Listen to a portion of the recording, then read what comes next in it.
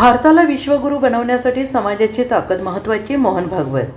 भारताला जगातील अग्रगण्य देश म्हणजेच विश्वगुरू बनवायचे असेल तर मग संपूर्ण समाजाने एकाच ताकदीने आणि एकजुटीने उभे राहणे अत्यंत गरजेचे आहे, असे प्रतिपादन राष्ट्रीय स्वयंसेवक संघाचे सरसंघचालक मोहन भागवत यांनी केलं आहे.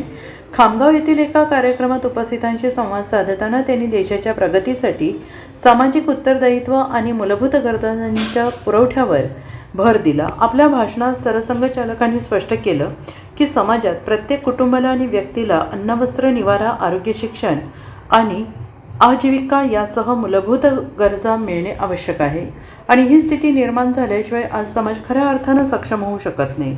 पुढे बोलताना त्यांनी सांगितलं आहे की समाजातील वंचितांचा विकास केवळ सरकारवर सोडून चालणार नाही.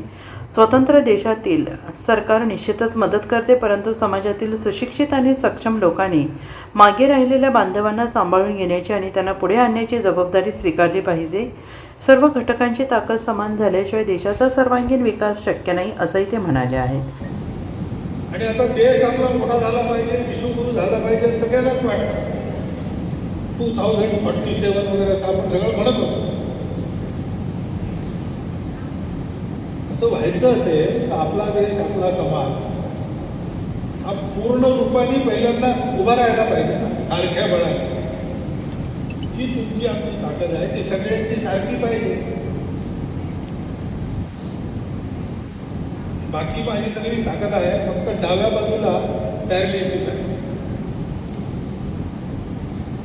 मग माझं शरीर स्वस्थ नाही, मी काम करायला कमी पडेल.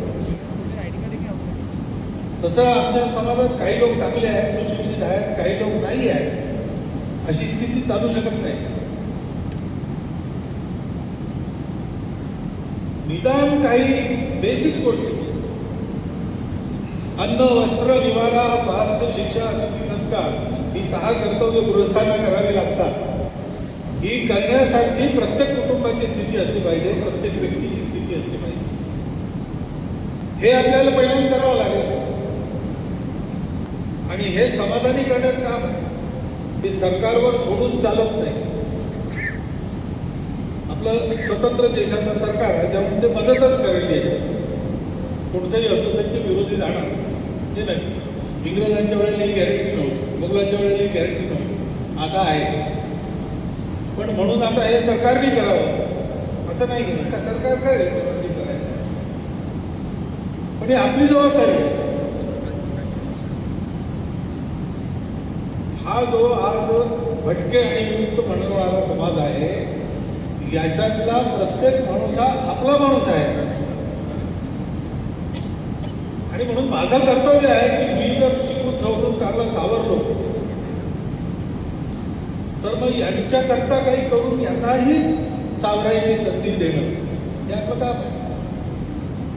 Bureau report, SBN Marathi, Buldhana.